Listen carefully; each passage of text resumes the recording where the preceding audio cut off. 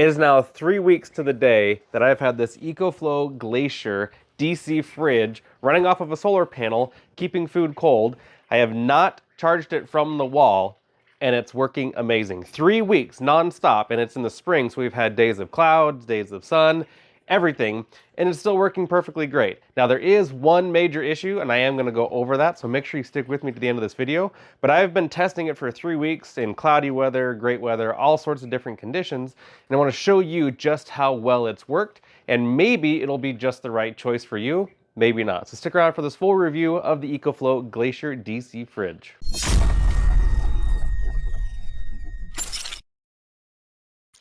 Now, there's going to be a ton of videos that come out about the GLACIER, and they're going to show you how to upgrade everything from changing the front here so that way you can have the telescoping handle and add the wheels on the back so it's easy to take everywhere. So I'm not going to get into that because that's, to me, a little bit too boring, and I want to make sure you know about exactly how this works, because that's what really matters. There are multiple features to the GLACIER that I think are absolutely phenomenal. The two main ones are: one, it can be powered directly from a solar panel, and two, that it has a built-in battery pack that has enough battery to easily last through the whole night, even while cooling food down that's at room temperature. So that's really what blew my mind. And then it had enough battery left that the solar panel could take over charging and running it all at the same time, and it worked great. So this is one of the cooler other features, is that it does have an ice maker as well as a scoop. This handle articulates up. You put water in here, it freezes. It only takes about 15 minutes the very first time you use it.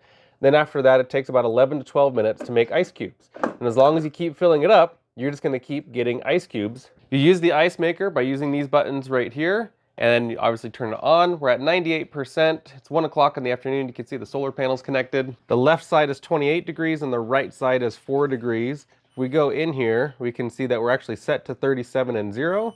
So it is colder than it should be right now, and that is kind of a concern. This is the only concern that I have with the unit. So I put these ice packs, this huge bag of meat. There's another bag of meat down here. I've had this full since the beginning, and then I added these different drinks and stuff into here.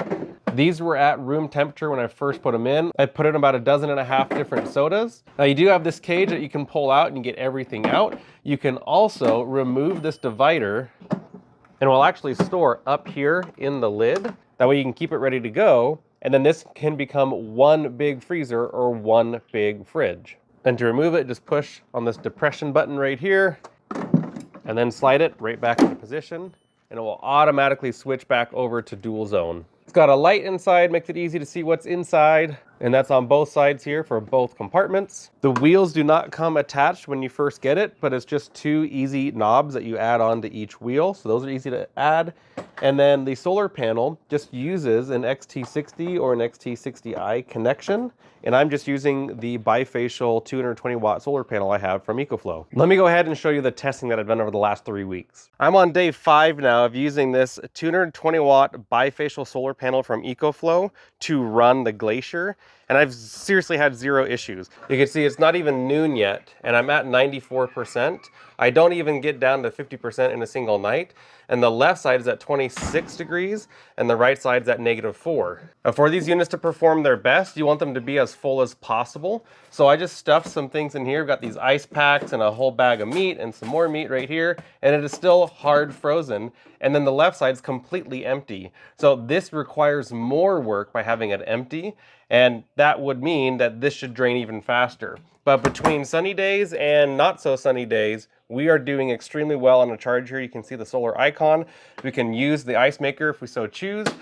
I'm just super impressed. This thing is really, really nice, and I have no issues with it so far, and I've been testing this for almost a week non-stop. At the end of the day, it's about 6:30 in the evening. We have 95% on the battery. So on the left, I've added 18 of these cans of soda. They are lukewarm. And this over here, we have our ice packs and meat and everything still. So the point of this test is to see how much energy is used over the night of letting this work hard to cool those cans, and then if it'll recharge from solar the next day. So we're putting it under a lot of stress here to see how well it performs. It is 8 a.m. the next day. You can see the sun coming through the side window here. And so this has been running for more than 12 hours, and we are 32 degrees on the left, 0 degrees on the right, 17%. Holy cow. So that drained it almost completely down, which is a lot of work. We can see it's charging by solar. The battery indicator is going up. Yeah, and they are super cold in here. Ice packs, everything still frozen hard over here. Definitely worked, but keep that in mind if you're going to put in lukewarm or room temperature items when there's no solar panels connected and you're going to just depend on the battery, then it's definitely going to drain it down quite a bit. This was a lot to cool down, but it did it no problem at all, and we'll see how this charges up by the end of the day. Now after 2 o'clock in the afternoon, we are at 100%, 32 degrees on the left, 0 degrees on the right. All the same stuff in here.